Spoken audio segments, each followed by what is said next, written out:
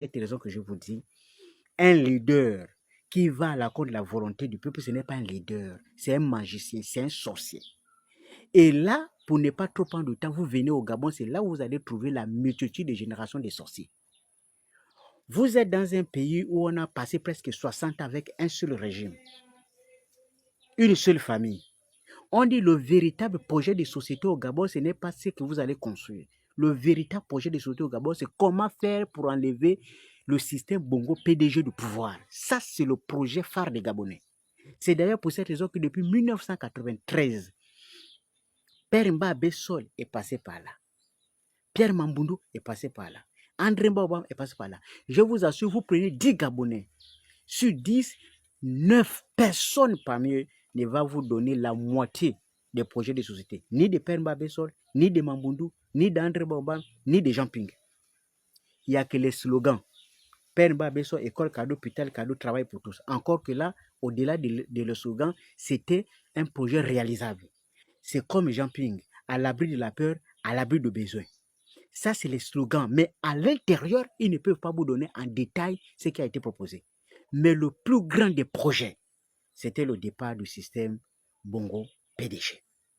Alors, lorsque vous avez un pays où la population vous a donné le cap depuis 1990 que nous voulons le départ du système Bongo PDG et que toi, tu viens dire que moi, je vais proposer aux Gabonais le projet. Quel projet? Tu as fumé quoi? Est-ce que dans ta tête, tu as fumé les herbes qui t'amènent à croire que nous sommes dans un pays où les gens sont capables de s'asseoir 2 minutes pour écouter ton projet sauter, alors qu'à côté, on les propose 5 000 francs pour boire quelque chose? On vous dit la seule façon pour nous d'arriver à une élection où les compétences vont s'affronter sur la base des projets, c'est d'abord d'enlever le système Bongo PDG. Parce que ce système abrutit la population, affame la population, anéantit même physiquement la population, spirituellement, moralement, ce qui fait que nous sommes incapables de réfléchir par nous-mêmes. Parce que simplement le système nous a tout enfermé.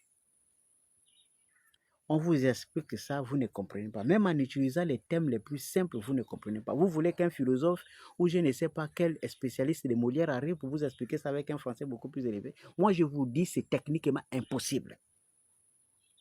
C'est pour cette raison que je vous dis, moi, je suis étonné que les grandes personnalités comme vous, les gens qui ont de l'expérience comme vous avez laissé 2 grandes occasions. Ali Bongo, en 2016, il n'a pas gagné les élections. Vous êtes tous au courant. Au lieu de rester constant dans le sens de réclamer le rétablissement de la victoire de Jean Ping, vous avez laissé tomber. Vous avez encore perdu l'occasion de réclamer la vacance du pouvoir quand Ali Bongo a été déclaré malade. Là aussi, vous avez raté l'occasion. Et maintenant, vous venez encore de rater l'occasion parce que vous avez accepté de manière maladroite et peut-être complice la modification de la Constitution qui donne à Ali Bongo le droit de se présenter le nombre de fois qu'il veut et ramener l'élection à un tour. Et il y a des opposants qui pensent que ça là, ça va les permettre à eux de gagner l'élection. J'ai dit, vous avez fumé quoi? Ou bien simplement, les grands-parents vous ont maudit? Vous pensez honnêtement que quand vous voyez ces choses-là, c'est dans la direction de vous permettre de gagner une élection? Qu'est-ce que vous allez proposer aux Gabonais? On vous dit que ce pays a besoin d'une mobilisation, extrême mobilisation.